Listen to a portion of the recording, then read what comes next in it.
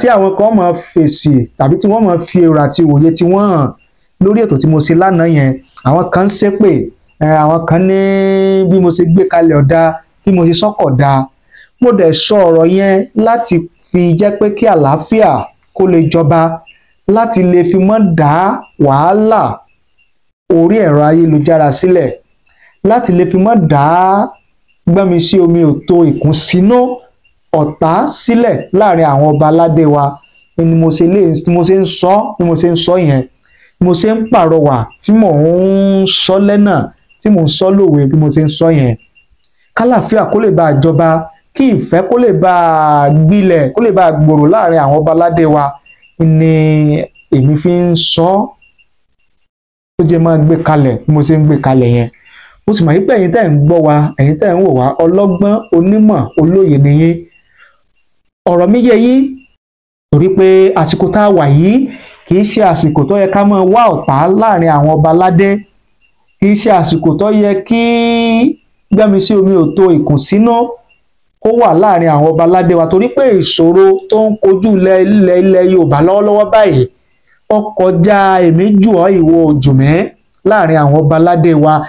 Ohun tá a nílò, táwọn ọba aládé wa nílò lásìkò yìí, ó ní ìṣọ̀kan, àjọṣepọ̀, ìrẹ́pọ̀, ìfohùnṣọ̀kan, ìfẹ́, àjọṣepọ̀ láti jẹ́ pé kí a lè borí àwọn ìṣòro tó ń kojú wa nílẹ̀ Yorùbá.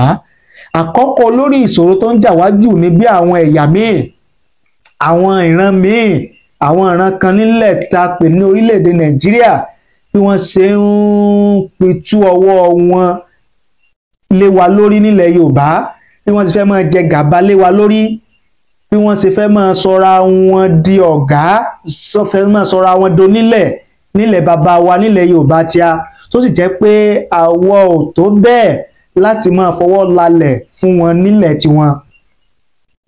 Bí wọ́n ṣe ń pa wá lọ tán, bí wọ́n ṣe ń ṣe jàǹdùkú sí wa, bí wọn ò sì jẹ́ kí àwọn àgbẹ̀ wa kí wọ́n lọ oko, kí wọ́n dáko mọ́. Àwọn nǹkan yẹn ló yẹ ká mójútó nílẹ̀ Yorùbá lọ́wọ́lọ́wọ́ báyìí, tó yẹ káwọn ọba aládé wa nílẹ̀ Yorùbá tó yẹ ká mójútó, tó yẹ ká wá àtúnṣe sí. Wọn ò sì lè rí ọ̀nà àbáyọ, a lè rí ọ̀nà àbáyọ, a lè rí àtúnṣe sí àwọn ìṣòro tó ń kojú wa, a lè rí ọ̀nà àbáyọ sí ìṣòro yẹn tí ò bá sí ìfẹ́, tí ò sí àjọṣepọ̀, tí ò sí ìṣọ̀kan láàrin àwọn ọba aládé wa nílẹ̀ Yorùbá. Nígbà tá a bá wá ń wá àgbà tá à ń jìjà ìwọ́jú mi òjù mi láàrin àwọn ọba aládé wa nílẹ̀ Yorùbá, bó o ní àjọṣepọ̀ ti fẹ́ wà, bó o ní ìfẹ́ ṣe fẹ́ wà, bó o ní ìṣọ̀kan ṣe fẹ́ wà láti fi ja ìjà kojú eléyìí tí ìṣòro eléyìí tó ń kojú wa nílẹ̀ Yorùbá. Ìdí nìyẹn tí mo fi ń sọ bí mo ṣe ń sọ yẹn wípé Voice of Otasansan Mírèmí. A kú dédé àsìkò yìí, gbogbo ẹ̀yin lólùfẹ́ wa tẹ́ ń wò wá tẹ̀lé ń gbọ́ wa káàkiri àgbáláyé lórí ìkànnì wa, ìkànnì yín Otasansan TV. Ojú tẹ́ fi ń wò wá kò ní fọ́, etí tẹ́ fi ń gbọ́ wa kò ní di láṣẹ Èdùmàrè. Ìbànújẹ́ ó kéré ni, ó tóbi ni, kò ní jẹ́ pín wa lágbára Adẹ́dàá. Ẹ jẹ́ kí n mú èrò àti ìwòye àwọn ọmọ Yorùbá káàkiri àgbáláyé, àwọn tí wọ́n wà lórílẹ̀-èdè Nàìjíríà àti tí wọ́n wà ní àjò láwọn orílẹ̀-èdè míì lágbàláyé. Kí ni wọ́n ń wí? Kí ni wọ́n ń sọ lórí ìṣẹ̀lẹ̀ eléyìí tó ṣẹlẹ̀ lánàá níbi ètò kan eléyìí tí ìyàwó ààrẹ lórílẹ̀-èdè Nàìjíríà, Sẹ́nitọ̀ Olúrẹ̀mí Tinubu tó gbé kalẹ̀ tó pè ní Renew Hope Initiative, tó ti pe àwọn ọba aládé nílẹ̀ Yorùbá ti ìlú Ìbàdàn nípínlẹ̀ Ọ̀yọ́. Nǹkan kan ṣẹlẹ̀ ní àsìkò tí kábíyèsí Ọ̀nìrìṣà ọba Adéyẹyè Babátúndé Ẹniìtàn Ògúnwùsì Ọ̀jájá kejì Ọọ̀ni tilẹ̀ Ifẹ̀ tó wọlé síbi ayẹyẹ àbí síbi ètò yẹn. Fídíò tí ẹ̀ ń wò yẹn ó ló ṣe àfihàn bí Ọ̀ọ̀nìrìṣà bó ṣe wọlé lásìkò tí ètò ń lọ lọ́wọ́, tí kábíyèsí Ṣọ̀ún ti ìlú Ògbómọ̀ṣọ́ tó wà níkàlẹ̀, tí ẹni tí bàbá kábíyèsí Olúbàdàn tilẹ̀ Ìbàdàn ẹni tí wọ́n rán kó wá ṣojú wọn tó náà wà níkàlẹ̀, àti kábíyèsí tuntun Aláàfin tuntun Ọba Abímbọ́lá Akeem Ọwádé Aláàfin tìlú Ọ̀yọ́, àwọn náà wà níkàlẹ̀ lásìkò tí Ọ̀ọ̀nìrìṣà tí wọ́n wọlé síbi ètò yẹn. Àsìkò tí Ọ̀ọ̀nìrìṣà ń gbìyànjú láti kí àwọn èèyàn tí wọ́n wà níkàlẹ̀, ó bẹ̀rẹ̀ láti ọ̀dọ̀ kábíyèsí Ṣọ̀ún ti ìlú Ògbómọ̀ṣọ́ láti kí kábíyèsí Ṣọ̀ún, ṣùgbọ́n kábíyèsí Ṣọ̀ún ti ìlú Ògbómọ̀ṣọ́ wọ́n dìde náwó kí kábíyèsí Ọ̀ọ̀nìrìṣà tó wọlé. Kábíyèsí Ọ̀ọ̀nìrìṣà òun náà náwó kí wọn. Bákan náà ni ẹni tí ó ń ṣojú kábíyèsí Olúbàdàn tilẹ̀ Ìbàdàn, àwọn náà dìde láti kí Ọ̀ọ̀nìrìṣà náà sì náwó sí wọn, wọ́n kíra wọn. Àti kábíyèsí Ọ̀ọ̀nìrìṣà tí wọ́n dé ọ̀dọ̀ kábíyèsí Aláàfin tìlú Ọ̀yọ́, kábíyèsí Ọ̀ọ̀nìrìṣà náwó sí kábíyèsí Aláàfin tìlú Ọ̀yọ́, ṣùgbọ́n kábíyèsí Aláàfin tìlú Ọ̀yọ́ ò dìde bí àwọn ọba yòókù bí wọ́n ṣe dìde lórí àga tí wọ́n ti jókòó láti kí Ọọ̀nì. Àìdìde kábíyèsí Aláàfin tìlú Ọ̀yọ́ yìí ni àwọn èèyàn tí wọ́n jẹ́ ọmọ Yorùbá ni wọ́n ti wá ń sọ oríṣiríṣi èrò àti ìwòye tiwọn lórí ìṣẹ̀lẹ̀ yẹn. Àwọn kan rí ìṣẹ̀lẹ̀ yẹn gẹ́gẹ́ bí ohun tó kù díẹ̀ káàtó, bí kábíyèsí Aláàfin tìlú Ọ̀yọ́ bí wọn ò ṣe dìde láti kí Ọ̀ọ̀nìrìṣà tó wọlé gẹ́gẹ́ bí àwọn ọba yòókù ṣe dìde. Àwọn kan rí ìṣẹ̀lẹ̀ yẹn gẹ́gẹ́ bíi pé ṣebọ́ba aládé onípò kínní ni àwọn méjèèjì, tí kábíyèsí Aláàfin tìlú Ọ̀yọ́ tí wọn ò bá dìde lórí ìjókòó kí Ọọ̀ni tilẹ̀ Ifẹ̀ tó wọlé láti kí wọn, pé kò sí tó burú bẹ́ẹ̀ torí pé ọba aládé onípò kínní ni àwọn méjèèjì. Àti wípé àwọn kan ní bó ṣe yẹ kó rí òun náà nìyẹn, torí pé orí ìjókòó ni kábíyèsí Ọ̀ọ̀nìrìṣà bá Aláàfin. Ẹ jẹ́ kí n mú wá fún yín kẹ́yìn náà kẹ́ gbọ́, kó má dàbí àhesọ ni ohun tí mò ń wí. Ẹ jẹ́ kí n mú wá fún yín kájọ gbọ́. Ìlérí Olúwa Global Exchange, àwọn ní Aláàfin Ọwádé, thank you for representing Ọ̀yọ́ well. We value our king more than any other kings. You are second to God and first before kings. Gẹ́gẹ́ bí èrò ìlérí Olúwa bí wọ́n ti sọ tiwọn nìyẹn. Azeez Ridwanullah, àwọn ní don't you have any conscience? You expect Aláàfin to stand up on his own feet to greet Abore. It's not normal. Gẹ́gẹ́ bí Azeez sọ tiwọn nìyẹn. Ọlágúnjú Tawhid ké, àwọn ní could it be that Ọọ̀ni arranged the seat for himself or the organizers arrange his seat to be different from other obas? If that was arranged by the organizers, then they have created superiority. Aláàfin not standing to greet Ọọ̀ni is my concern here, but his body language, the two of them should leave superiority as middle-aged men they are and do things to change the history. Because I cannot imagine what the superiority brought between Sijuade and Adeyemi III during their reign, and now they are no more. Let's be wise. Gẹ́gẹ́ bí Mr. Ọlágúnjú Tawhid sọ tiwọn nìyẹn. Mr. Muideen Salami, àwọn ní in fact his body gestures and disposition, so he intentionally did that to communicate a message. I don't really expect such from him, and Oni just proved to him that he is more mature. He belongs to the elite class. I don't expect him to keep toeing the path of his ancestors on this superiority nonsense.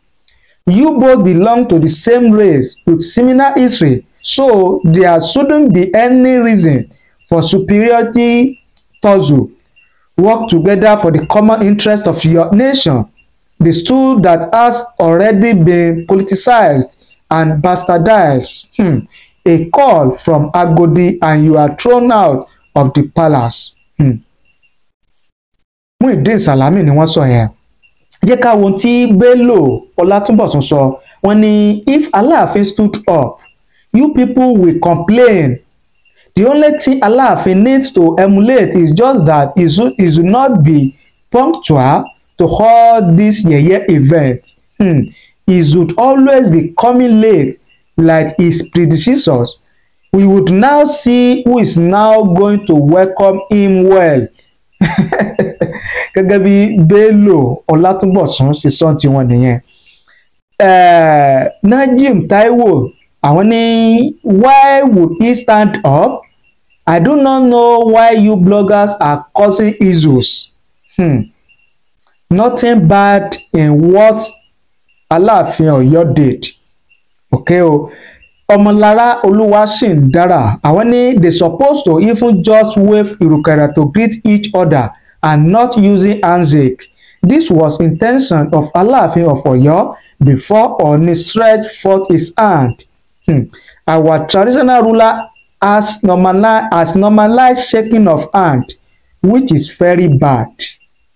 Gẹ́gẹ́ bí ọ̀rọ̀ Ọmọlára Olúwaṣìndára nìyẹn.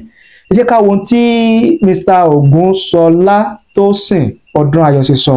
Wọ́n ní I am in true support of Alaafin's actions. In a setting like that, standing up when members of the audience also stand up depict you equally to the common man. They are in high table together. Age-wise, Aláàfin should stand to greet Ọọ̀ni, who placed Ọọ̀ni chair in that distance as well. Aláàfin made us proud. Everyone is a first-class king in his own territory. Okay? Mr. Ṣọlá àwọn ní this nonsense you guys are doing in the name of journalism should stop. Why create a tussle where there is none? Ẹ jẹ́ ká mọ̀ sí dáadáa o gẹ́gẹ́ bí wọ́n ṣe sọ tiwọn nìyẹn Mr. Ṣọlá Ìṣọ̀lá. Ẹ̀ṣíbà àwọn ní well, this Ọọ̀ni of Ife is the most humble king on the throne of Ọọ̀ni of Ife in the history. He did not even care. I trust Ọba Okunade Sujoade. You dare not try such. Instantly that king will regret his action. Ọba Okunade Sujoade himself was a monster. But I know this kind of video will create and bring out tussle later in the future. Let us see how it goes. Gẹ́gẹ́ bí ọ̀rọ̀ FCBA nìyẹn. Rafiu Ayọ̀mídé Tìjání àwọn ní for those who know very well Aláàfin will never stand for Ọọ̀ni because of supremacy is there. They will only greet themselves with good respect and moral. Gẹ́gẹ́ bí èwòye àti àwọn èèyàn ohun tí wọ́n ń wí ohun tí wọ́n ń sọ òun náà ni ẹ ti gbọ́ tí a mú wá fún yín yẹn. Ẹ má gbàgbé pé mo máa ń sọ fún yín pé oníkálukú ló lẹ́tọ̀ọ́ láti fi èrò àti òye tí ẹ hàn lórí ìṣẹ̀lẹ̀ tó bá ń ṣẹlẹ̀ láwùjọ tí kì í sí ipá pọ̀ torí pé Ọlọ́run ò dá wa bákan náà, làákàyè tọ́lọ́run dẹ̀ fún wa kò papọ̀, ọ̀tọ̀ọ̀tọ̀ ni. Ojú tèmi fi lè wo ọ̀rọ̀ ó lè yàtọ̀ sí tiyín, ojú tí ẹ̀yin lè fi wò ó lè yàtọ̀ sí tẹlòmíì, bọ́lọ̀ sì dálé ayé nìyẹn. Ẹ má wàá jẹ́ ká torí pé èrò tẹnìkan kò bá ti yín mu ká wá máa sọ̀rọ̀ kò bá kùn gbé sí irú ẹni bẹ́ẹ̀. torí pé bí èrò tí náà ṣe bá tẹlòmíì mu, ẹlòmíì tí ọba mu yẹn náà òun náà lẹ́tọ̀ọ́ láti máa sọ̀rọ̀ kò bá kùn gbé sí yín. Oníkálukú kàn lẹ́tọ̀ọ́ láti fi èrò àti ìwòye ti ẹ̀ràn ní bọ́lọ́ sì rí dálé ayé nìyẹn. Tá a bá wá fi àǹfààní lẹ̀ fún yín ní orí ìkànnì báyìí tàbí lórí irú ètò báyìí pé kẹjẹ ká jọ gbé yẹ̀wò, ká jọ sọ, ká jọ ṣàlàyé fúnra wa, ìyẹn ò wá sọ wípé ká wá máa sọ̀rọ̀ burúkú sẹ́nìkan, ọ̀rọ̀ bí èpè tàbí ọ̀rọ̀ bí kò bá kùn gbé, ọ̀rọ̀ tí òwe ti gbọ́, kò yẹ ká máa sọ sí ẹlòmíì tá a bá ń fi èrò àti òye ti wá hàn, torí pé oníkálukú ló lẹ́tọ̀ọ́ láti fi èrò àti òye ti ẹ̀ hàn lórí ìṣẹ̀lẹ̀ tó bá ń ṣẹlẹ̀ láwùjọ. Ìyẹn ní abala tibẹ̀ yẹn tó jẹ́ kí n sọ yẹn ni pé lórí ètò tí mo ṣe lánàá tí mo yànnàná ọ̀rọ̀ bí ó ṣe rí,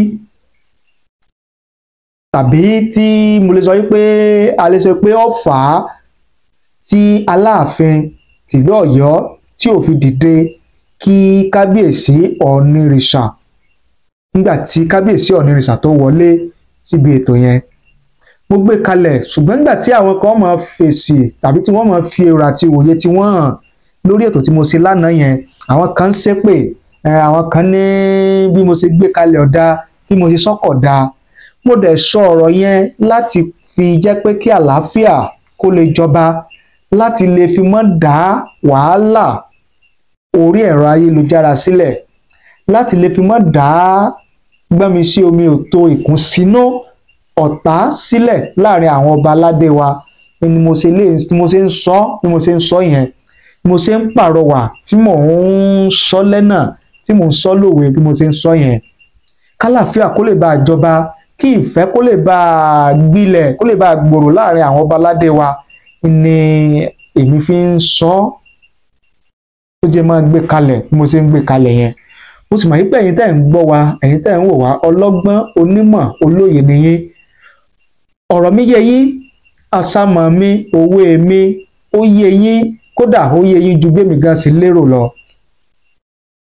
Torí pé àsìkò tá a wà yìí kì í ṣe àsìkò tó yẹ ká máa wá ọ̀tá láàrin àwọn ọba aládé, kì í ṣe àsìkò tó yẹ kí gbẹ́mi sí omi òtó ìkùnsínú kó wà láàrin àwọn ọba aládé wa, torí pé ìṣòro tó ń kojú ilẹ̀ Yorùbá lọ́wọ́lọ́wọ́ báyìí ó kọjá èmi jù ọ́ ìwọ ojú mi láàrin àwọn ọba aládé wa. Ohun tá a nílò, táwọn ọba aládé wa nílò lásìkò yìí, ó ní ìṣọ̀kan, àjọṣepọ̀, ìrẹ́pọ̀, ìfohùnṣọ̀kan, ìfẹ́, àjọṣepọ̀ láti jẹ́ pé kí a lè borí àwọn ìṣòro tó ń kojú wa nílẹ̀ Yorùbá. Àkọ́kọ́ lórí ìṣòro tó ń jà wá jù ní bí àwọn ẹ̀yà míì, àwọn ìran míì, àwọn ìran kan nílẹ̀ tá a pè ní orílẹ̀-èdè Nàìjíríà bí wọ́n ṣe ń pitú ọwọ́ wọn lé wa lórí nílẹ̀ Yorùbá, bí wọ́n ti fẹ́ máa jẹ gàba lé wa lórí, bí wọ́n ṣe fẹ́ máa sọra wọn di ọ̀gá, fẹ́ máa sọra wọn donílẹ̀ nílẹ̀ bàbá wa nílẹ̀ Yorùbá tíá, tó sì jẹ́ pé àwọ̀ ò tó bẹ́ẹ̀ láti máa fọwọ́ lálẹ̀ fún wọn nílẹ̀ tiwọn. Bí wọ́n ṣe ń pa wá lọ tán, bí wọ́n ṣe ń ṣe jàǹdùkú sí wa, bí wọn ò sì jẹ́ kí àwọn àgbẹ̀ wa kí wọ́n lọ oko, kí wọ́n dáko mọ́. Àwọn nǹkan yẹn ló yẹ ká mójútó nílẹ̀ Yorùbá lọ́wọ́lọ́wọ́ báyìí, tó yẹ káwọn ọba aládé wa nílẹ̀ Yorùbá tó yẹ ká mójútó, tó yẹ ká wàtúnṣe sí.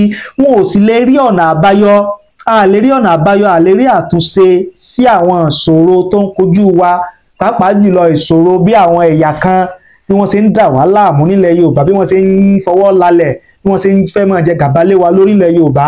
A lè rí ọ̀nà àbáyọ síṣòro yẹn tí ò bá sí ìfẹ́, tí ò sí àjọṣepọ̀, tí ò sí ìṣọ̀kan láàrin àwọn ọba aládé wa nílẹ̀ Yorùbá. Nígbà tá a bá wá ń wá àgbà tá à ń jìjà ìwọ́jú mi òjù mi láàrin àwọn ọba aládé wa nílẹ̀ Yorùbá, bó o ní àjọṣepọ̀ ti fẹ́ wà, bó o ní ìfẹ́ ṣe fẹ́ wà, bó o ní ìṣọ̀kan ṣe fẹ́ wà láti fi ja ìjà kojú eléyìí tí ìṣòro eléyìí tó ń kojú wa nílẹ̀ Yorùbá. Ìdí nìyẹn tí mo fi ń sọ bí mo ṣe ń sọ yẹn wípé ọ̀rọ̀ àgbà kọ́ ni ó kàn láàrin àwọn ọba aládé wa báyìí.